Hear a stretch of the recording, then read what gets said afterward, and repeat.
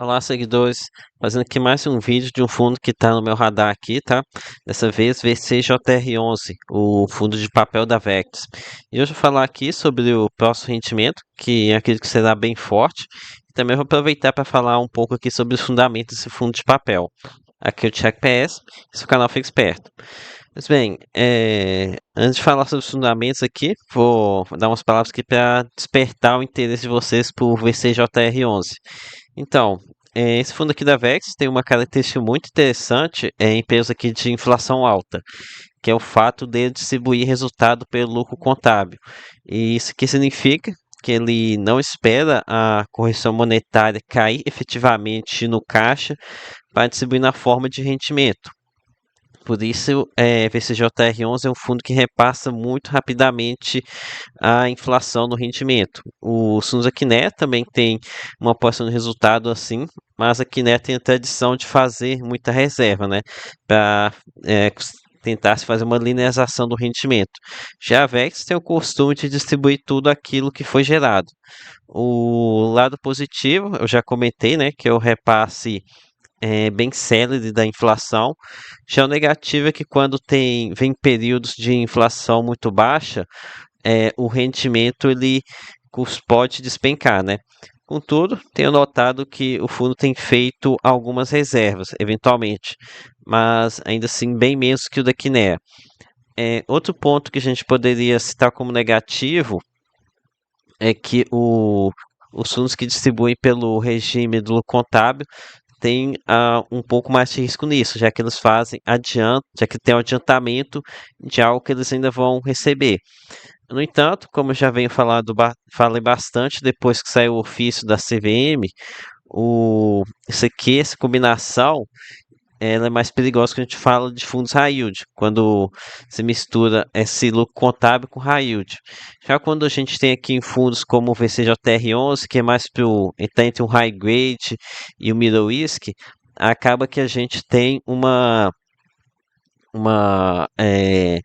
tem um certo equilíbrio, né? Quando a gente pega os fundos da Kinea também, com o lucro contábil, a gente tem uma maior segurança. Na verdade, essa questão do lucro contábil, eu nunca entendi muito bem como é que eles fazem contabilidade isso aqui para conseguir distribuir algo que eles nem receberam ainda. Deixa eu falar que é uma coisa aí de que, como tem vários CRIs dentro da carteira, acaba pegando de um que amortizou mais do que do outro e consegue distribuir. Mas enfim, acredito que quando a gente mistura high yield, o risco de rolo é muito maior. Mas como estamos tratando aqui com um fundo high grade, middle risk, diminui bastante esse risco. E daí eu lembro vocês que agora em dezembro teremos como referência o IPCA de outubro, que foi 0,56, né? Além disso, a previsão de inflação forte daqui para frente. Para novembro, a gente teve até um IPCA aqui até comportado, né, de 0,39. No entanto, a Ambima já está prevendo bastante inflação para dezembro. Aqui na última medição que eles fizeram, dia 10, estava com previsão aqui de 0,63 para a inflação de dezembro. Lembrando que dezembro é um mês de inflação muito alta, né? Tem comumente inflação muito alta. E ainda por cima, agora a gente vai ter a questão do dólar pesando bastante, também tem a questão das proteínas aí, estão pesando demais. Vai ser uma nova previsão aqui no dia 27. Acredito que esse IPCA de dezembro aqui seja mais forte ainda. Então, temos mais um ponto positivo aqui, além do rendimento forte que a gente deve ter em dezembro. Daqui a pouquinho eu vou fazer uma estimativa com vocês. Ainda pode ser que é, já vem aqui no final do mês previsão para o IPCA de dezembro também seja algo que favoreça bastante a cotação subir. E além disso, é bom lembrar que o GPM que está nas alturas, né? Em outubro foi uns 52, novembro foi 30, dezembro está com cara que vai ser mais um mês com IGPM acima de 1%, e é questão de tempo para o IGPM e acabar subindo e depois repassando para o IPCA. O IGPM geralmente é uma forma da gente meio que fazer previsões para o IPCA. Então, deve ser questão de tempo para a gente ver IPCAs mais fortes também lá no começo de 2025.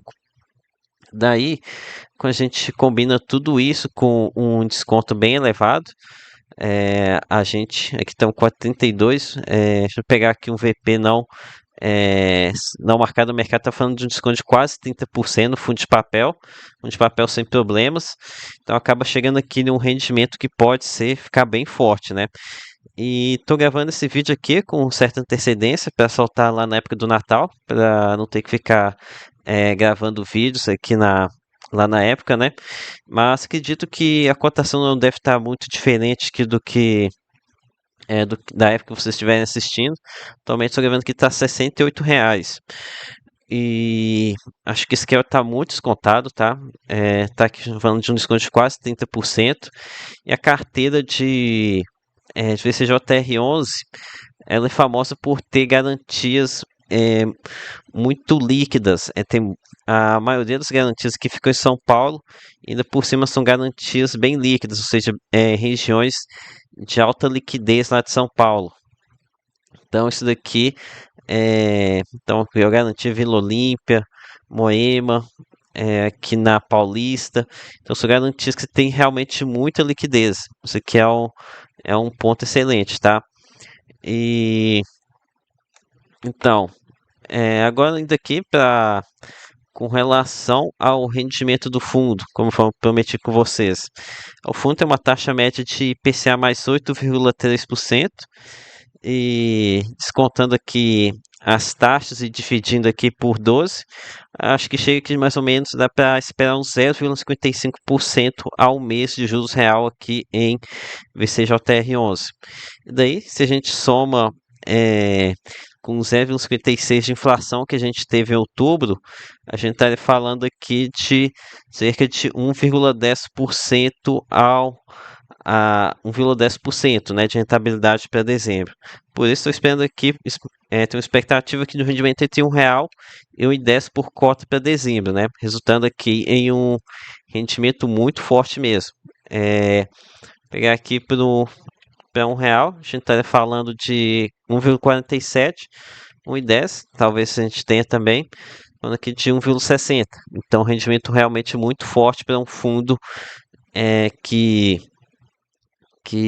é bem high grade. Mas nem precisa estar falando assim de um rendimento tão forte para dar uma boa rentabilidade. Aqui os 90 centavos, que não é algo muito difícil para o fundo distribuir. A gente está falando de um dividend yield de 1,32%. Então, realmente um dividendo muito forte, tá? E falando um pouco agora sobre os fundamentos de VCJR11, o primeiro ponto, acho que não poderia ser outro, é que a taxa de administração, que no caso de 1,60%, uma taxa de fundo high yield, né? Os gestores já foram questionados aqui inúmeras vezes por essa taxa, mas eles seguem batendo o pé. E com o aumento da concorrência entre os fundos, acredito que em algum momento eles vão ter que revisar esse valor para baixo, né? Outra crítica que todo mundo faz a VCJR11 é a sua concentração.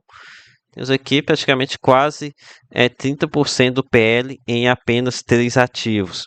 Isso aqui realmente é um ponto fraco, desagrada, mas a gente precisa lembrar que aqui estão falando de ativos high grade com nas fiduciárias com altíssima liquidez, né? Eu tenho aqui quase 80% das garantias aqui ficam na cidade de São Paulo. E a provável explicação para essa concentração é que eles originam o crédito dentro de casa, e daí eles ficam com a maior parte da originação dentro mesmo do fundo, e acaba ficando com o fundo concentrado. Mas estou falando aqui de fundo de mais de 1 bi, já tem tem uma diversificação muito melhor aqui, né? Mas como eu disse, a questão de ser high grade, ter muitas das garantias em São Paulo e garantias líquidas, diminui bastante esse risco. E em 2025, algo muito positivo aqui vai acontecer em VCJR11, vai vencer esse CRI aqui da Cirela, e com essa taxa medíocre aqui de PCA mais 3,91%, então vai ser um peso a menos aqui para o fundo carregar isso aqui. Tudo bem que esse CRI deve ter sido adquirido lá para aquela época de 2019, em 2019, 2020, onde as taxas estavam realmente muito baixas, mas IPCA mais 4%, daí você tira 1,6% de taxa de administração. Aqui foi uma mancada muito grande da Vex, tá? Uma mancada gigantesca. Nossa, eu não sei o que que deu na cabeça deles. Tem um CR que vai te entregar aqui para forma líquida para os cotistas, é IPCA mais é, 2,4, não faz sentido. Uma nação pífia demais, sabe? Não vejo como um CR desse pode entrar dentro da carteira de um fundo. Então acho que faltou um pouco do gestor que se colocar no papel aqui de cotista para ver se realmente um CR desse é interessante. Isso aqui talvez uma pessoa física mesmo comprar, falando de uma empresa listada em bolsa gigantesca, talvez até sirva. Mas para cair dentro aqui de um fundo que tem taxa de administração, acho que é completamente viável.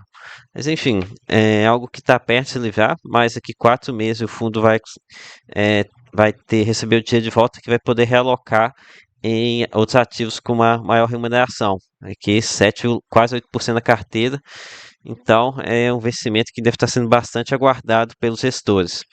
Enfim, esse que foi meu resumo de VCJR11. É um fundo que tem seus defeitos, mas acredito que vai seguir aqui pagando bem, né? Ainda mais com essa inflação elevada.